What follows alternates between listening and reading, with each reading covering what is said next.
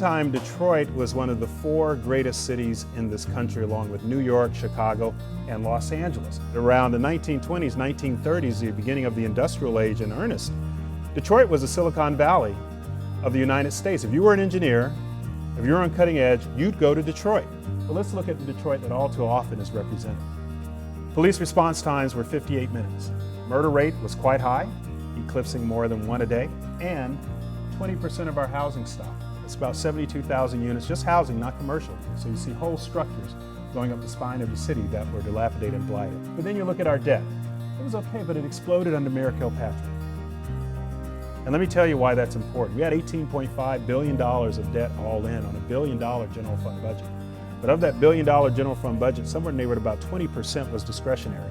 If you were to try to allocate that $200 million to pay off $18 billion, it would take you somewhere between 60 to 90 years if you did nothing else in the city at all. And those of you as city planners know you cannot run a city without providing activity for citizens. We were able to issue several bond issuance while we were in bankruptcy for the Lighting Authority at investment grade rates. Also, $1.8 billion in swaps, what we call the tender for sewer bonds, and the exit lending for the city on very favorable terms from Barclays. You come in recognizing that the city's on tenterhooks. The people have been disappointed for 3 years.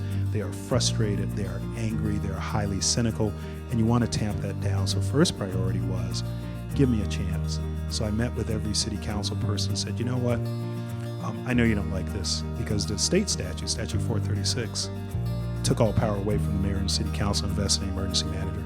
So I know you're not going to like this, but give me a chance. And my job was to try to prioritize what we're going to try to do in 3 buckets, which was delivery of city services, change that 58-minute response time to the national average, somewhere between 11 to 12, somewhere in there.